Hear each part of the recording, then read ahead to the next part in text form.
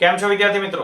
શાસ્ત્રીઝ English એકેડેમીમાં તમારું સ્વાગત છે. હું છું મેહુલ શાસ્ત્રી અને આજે આપણે શીખવાના છીએ લેંગ્વેજ ફંક્શન્સની અંદર ડિસ્ક્રાઇબિંગ પોઈન્ટ ઓફ ટાઈમ અને duration of time. Point of time અને ડ્યુરેશન ઓફ ટાઈમ. તો ચાલો આગળ વધીએ.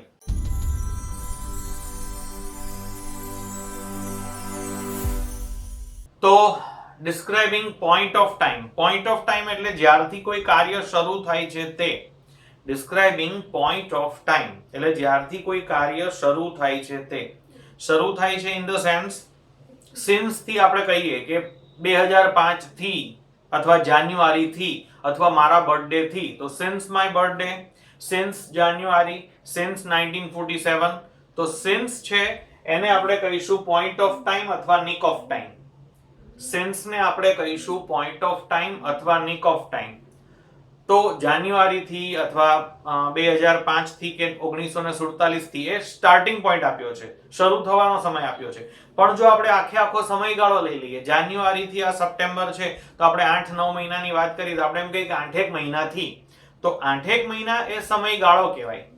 તો સમયગાળો હોય એમાં ફોર આવે, જેને આપણે ડ્યુરેશન ઓફ ટાઈમ કહીશું. સમયગાળો એટલે ડ્યુરેશન ઓફ ટાઈમ. સમયગાળો એટલે ડ્યુરેશન ઓફ ટાઈમ, જેમાં ફોર આવશે. For 8 months, for 3 weeks, for 2 days, for 6 hours. પણ આપણે એમ કહીએ કે સવારથી, તો સવારથી ફરી પાછો સ્ટાર્ટિંગ પોઈન્ટ આપ્યો છે, તો સિન્સ મોર્નિંગ તમે કહેશો. તમે એમ કહેશો કે સોમવારથી, તો સિન્સ મંડે. તો માત્ર ને માત્ર શરૂ થવાનો ટાઈમ આપ્યો હોય તો એને સ્ટાર્ટિંગ ટાઈમ અથવા તો સ્ટાર્ટિંગ પોઈન્ટ જો આપેલો હશે એને આપણે પોઈન્ટ ઓફ ટાઈમ કહીશું. અને આખો જ સમયગાળો આપ્યો હોય તો એને ડ્યુરેશન ઓફ ટાઈમ કહીશું. એટલે સિન્સ 1947, સિન્સ જાન્યુઆરી, અને ફોર આવે તો ફોર 3 days, ફોર 2 years. હવે સમજો, જ્યારે તમને સિન્સ અથવા ફોર આપેલું હોય તો એ આ બે માંથી એક હશે. આ હું તમને કમ્પ્લીટલી આખી જ પેટર્ન સમજાવવા ઈચ્છું છું. તમે વાક્યો પર ફોકસ કરો. અહીંયા શું આપ્યું છે? સિન્સ આપ્યું છે. હવે અહીંયા કંઈ આપ્યું નથી, પણ તમને સૂચના મે બી તમને આપી હશે ડ્યુરેશન ઓફ ટાઈમ અથવા પોઈન્ટ ઓફ ટાઈમ. અહીંયા તમને ફોર આપેલું છે, જુઓ. બરાબર? અહીંયા તમને સિન્સ આપ્યું છે. એ પ્રશ્ન હોય કે સાદું વાક્ય, એમથી કોઈ ફરક નહીં પડતો. હાઉ લોંગ આપ્યું હોય ને એ પણ ડ્યુરેશન ઓફ ટાઈમ જ કહેવાય છે. તમે લેંગ્વેજ ફંક્શનના બેઝથી જાણો છો કે હાઉ લોંગ આવે તો એને ડ્યુરેશન ઓફ ટાઈમ કહેવાય. ઓકે? તો હાઉ લોંગ એટલે ડ્યુરેશન ઓફ ટાઈમ, સમયગાળો થશે. સિન્સ વેન એટલે પોઈન્ટ ઓફ ટાઈમ, શરૂ થવાનો સમય હશે. શરૂ થવાનો સમય હશે. શી ની સાથે અહીંયા ફોર આપ્યું છે, ફોર 3 days, તો એ પણ ડ્યુરેશન ઓફ ટાઈમ થયું. બરાબર? સમયગાળો થયો. હવે આ પ્રકારના વાક્યોને સૌથી પહેલા તો આપણે આઈડેન્ટિફાઈ કરી લીધા કે પોઈન્ટ ઓફ ટાઈમ છે કે ડ્યુરેશન ઓફ ટાઈમ છે. પોઈન્ટ ઓફ ટાઈમ છે કે ડ્યુરેશન ઓફ ટાઈમ છે. હવે તમારે શું કરવાનું? તો તમારે યોગ્ય ક્રિયાપદ મૂકવાનું છે. યોગ્ય ક્રિયાપદ મૂકવાનું છે. ક્રિયાપદનું યોગ્ય રૂપ મૂકવાનું છે. તો ક્રિયાપદના યોગ્ય રૂપમાં આ પ્રકારના વાક્યમાં માત્ર બે જવાબ આવશે. પહેલો જવાબ જે હશે હેવ હેઝ પ્લસ V3. પહેલો જવાબ જે હશે હેવ હેઝ પ્લસ V3, અને બીજો જવાબ જે હશે have has plus bin plus ING. એટલે અથવા તો એ પૂર્ણ વર્તમાન કાળ એટલે પરફેક્ટ પ્રેઝન્ટ ટેન્સ હશે, નહીં તો પૂર્ણ ચાલુ વર્તમાન કાળ એટલે continuous perfect present tense. Continuous perfect present tense. પૂર્ણ વર્તમાન નહીં તો પૂર્ણ ચાલુ વર્તમાન. બરાબર? હવે તમને નામ ન આવડે, કયો ટેન્સ છે, કયું ક્રિયાપદ આવશે, કંઈ ન સમજાય તો બહુ ચિંતા ના કરો. આ પ્રકારે બે જવાબ આવશે, એ યાદ રાખો. શું જવાબ આવશે? તો કે પહેલો જવાબ છે હેવ હેઝ પ્લસ V3, બીજો જવાબ છે have has plus bin plus ING. હવે એમાંથી કયો જવાબ આવે નક્કી કેમ કરવાનું? તો આપેલા ક્રિયાપદમાં જો ક્રિયા ચાલુ ન રહી શકે, ક્રિયા ચાલુ ન રહી શકે તો પહેલો જવાબ, અને ક્રિયા ચાલુ રહી શકે તો બીજો જવાબ. ક્રિયા ચાલુ ન રહી શકે તો પહેલો જવાબ, અને ક્રિયા ચાલુ રહી શકે તો બીજો જવાબ. સમજો, ગેટ એટલે મેળવવું અને એન્જોય એટલે માણવું. ગેટ એટલે મેળવવું, એન્જોય એટલે માણવું. વી ખાલી જગ્યા ફ્રીડમ સિન્સ 1947. તો 1947 થી આપણે આઝાદી અથવા તો સ્વતંત્રતા મેળવી લીધી છે કે મેળવી રહ્યા છીએ? મેળવી લીધી છે કે મેળવી રહ્યા છીએ? મેળવી લીધી છે. એટલે ક્રિયા ચાલુ ન રહી શકે. ક્રિયા ચાલુ ન રહી શકે તો જવાબ આવશે have has plus v3. એટલે અહીંયા શું જવાબ આવશે? v ની સાથે આવે have અને get નું v3 got. તો જવાબ થયો we have got freedom since 1947. પણ એ જ જગ્યાએ જો આપણે એન્જોય ક્રિયાપદ વાપરીએ તો એન્જોય એટલે માણવું.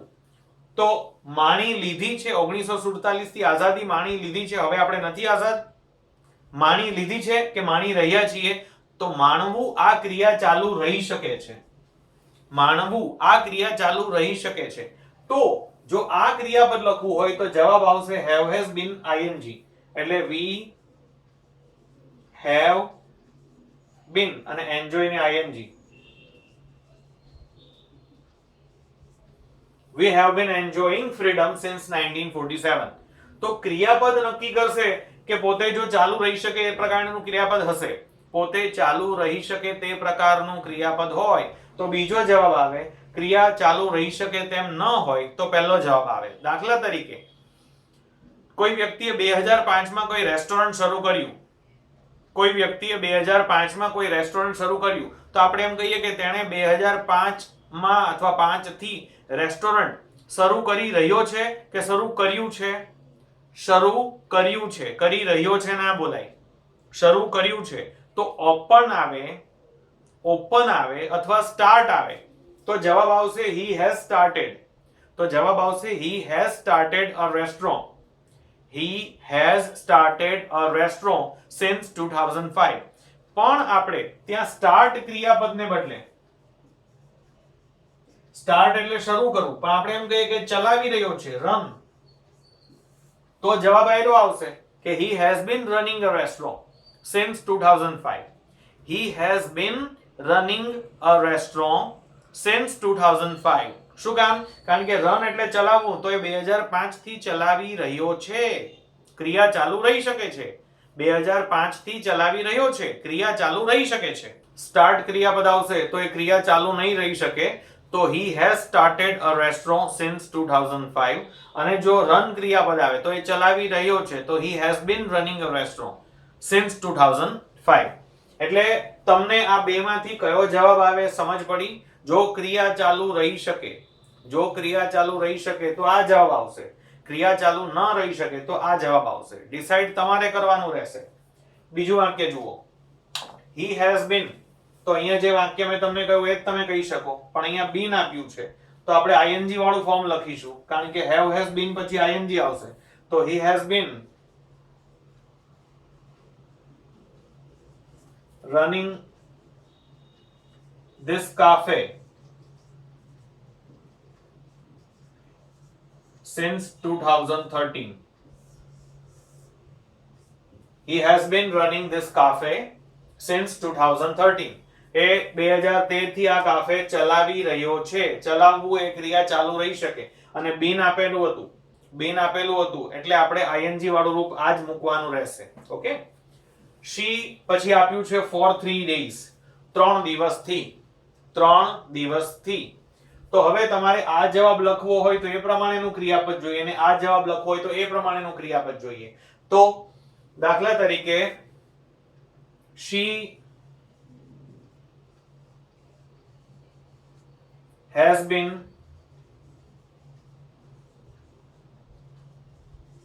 suffering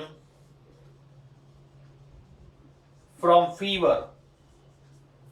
She has been suffering from fever for 3 days. 3 દિવસથી તેણીને તાવ આવે છે. તો સફર થવું, પીડાવું એ ચાલુ રહી શકે. સફર થવું એટલે કે પીડાવું એ ચાલુ રહી શકે. તેણી 3 દિવસથી પીડાઈ રહી છે.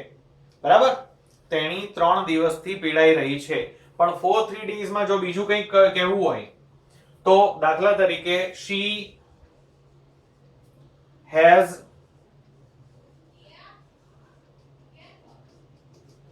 submitted the project. She has હવે કોઈ પ્રોજેક્ટ સબમિટ કરવો એ તમે 3 દિવસથી સબમિટ કરી રહ્યા છો એમ ના આવે. 3 દિવસથી સબમિટ કરાવી દીધો છે, 3 દિવસથી તમે પ્રોજેક્ટ સબમિટ કરાવી દીધો છે, તો આમાં ક્રિયા ચાલુ નહીં રહી શકે. તો she has submitted the project for 3 days. for 3 days. since when એટલે પ્રશ્ન છે. પ્રશ્ન છે એટલે શું હોય? દાખલા તરીકે અહીંયા he has લખ્યું છે, પ્રશ્ન હોય તો આ has આગળ આવે. અહીંયા have પાછળ લખ્યું છે, પ્રશ્ન હોય તો have આગળ આવે. એટલે since when અહીંયા તમે કરતા લખો જો દાખલા તરીકે she, અથવા કરતા લખો છો તમે દાખલા તરીકે he, તો હું અહીંયા લખીશ has. since when has she been living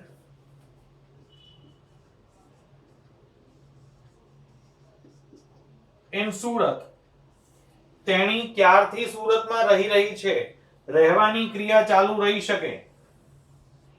રહેવાની ક્રિયા ચાલુ રહી શકે એટલે has been ing કરી દીધું. has અહીંયા આવી ગયું, has been living up. since when has she been living in Surat? અને જો live live અને leave, લીવ એટલે કશું કોઈ એરિયા, કોઈ જગ્યા, કોઈ શહેર છોડીને જવું, તો એ છોડીને ચાલ્યા જવું એ ક્રિયા ચાલુ ના રહી શકે. તો અહીંયા આપણે લખી શકીશું since when has he left Surat?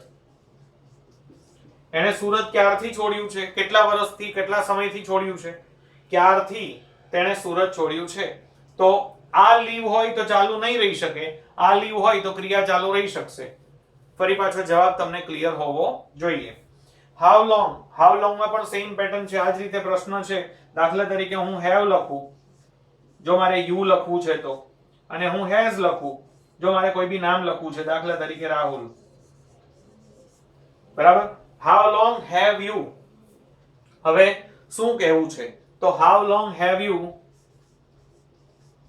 been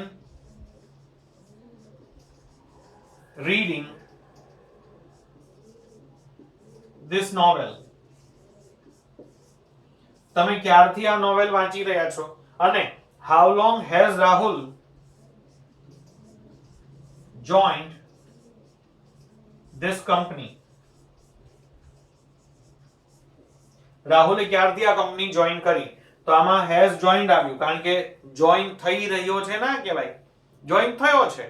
આ ક્રિયા ચાલુ રહી શકતી નથી, પણ વાંચવાની ક્રિયા ચાલુ રહી શકે છે. તો મિત્રો તમને ખ્યાલ આવી ગયો હશે કે ડિસ્ક્રાઇબિંગ પોઈન્ટ ઓફ ટાઈમ અને ડ્યુરેશન ઓફ ટાઈમ એ કઈ રીતે મેનેજ થઈ શકે. સારું મિત્રો, આઈ હોપ તમને આ પેટર્ન સમજાઈ ગઈ હશે. વિડીયોને લાઈક કરો, શેર કરો, કંઈ પણ બીજા એક્ઝામ્પલ સમજવા હોય તો કમેન્ટ કરો, અને હા, ચેનલને જરૂરથી સબસ્ક્રાઇબ કરો. મેક્સિમમ વિદ્યાર્થીઓ સુધી આ વિડીયોને પહોંચાડો. Thank you.